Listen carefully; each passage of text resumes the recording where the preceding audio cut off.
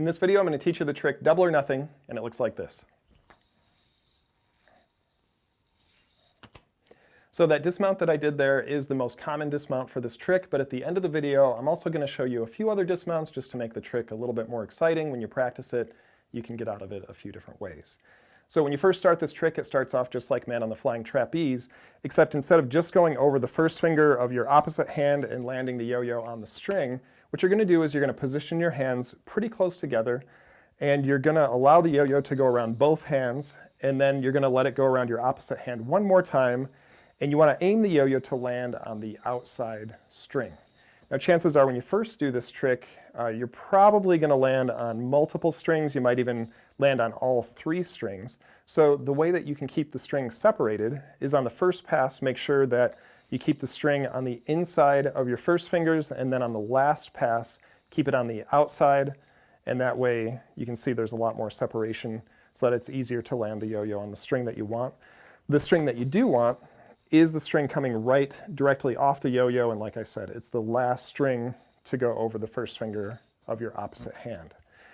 Now, even once you start getting your aim a little bit better and you've separated the strings, another thing that can help with this trick is if you slow the motion of the yo-yo down a little bit.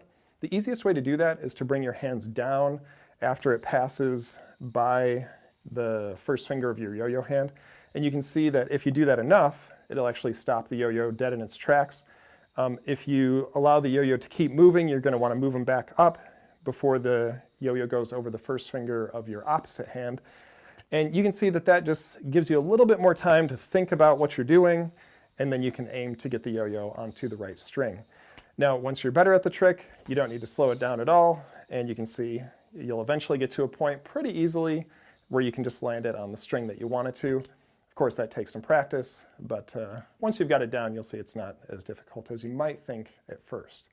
Now, once you have the trick down, then you're going to want to work on the dismount. Probably the easiest dismount is to just reverse the motion of the yo-yo. So all you have to do this is just lift your hands a little bit and then drop your opposite hand down, and you can see that the yo-yo just swings right off the mount. If you want to get a little bit trickier with it, you can always try to swing it right back into a trapeze. Another thing that you can do if you've got a responsive yo-yo is you can toss the yo-yo straight up, and then it'll just wind up right back into your hand. And when you do that, you will have to let all the strings off of your fingers. So you're going to just want to curl your fingers in a little bit. That'll release the strings so the yo-yo can come back. Now, if you have an unresponsive yo-yo, obviously the yo-yo's not going to come back that way. So what you can do in this case is you can just let the outside string come off of the first finger of your opposite hand, and then the string come off of the first finger of your yo-yo hand. And if you pull your hands apart, then you can land the yo-yo right back into a trapeze. Now this one is a little bit more difficult, but it's also a little bit more exciting, and it leads better into combos. Now as you can see, you can also do that with a responsive yo-yo. The key to making it work with a responsive yo-yo is to have the yo-yo spin slow down a little bit. And another thing that helps is if you toss the yo-yo off toward your yo-yo hand a little bit, that'll keep the slack from getting eaten up in the string so that you can land it without the yo-yo coming back on you. Now, the main way that people typically dismount from double or nothing looks like this. That's called a Flyaway Dismount. And in order to achieve this, all you're going to do is you're going to drop the string off the first finger of your opposite hand. But if the yo-yo is spinning quickly and you drop it when your hands are spread apart, there's a good chance that the yo-yo will actually come back on you.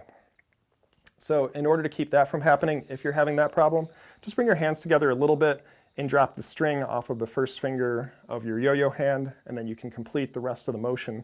All you're going to do once the yo-yo is here is you're going to swing the yo-yo toward your body and around your opposite hand, and you can see that gets you right back into a trapeze. So there's a lot of different stuff that you can do with double or nothing. Once you learn it, it's the foundation of a whole lot of different combos. So we definitely recommend that you get into it and you perfect it. So that is double or nothing.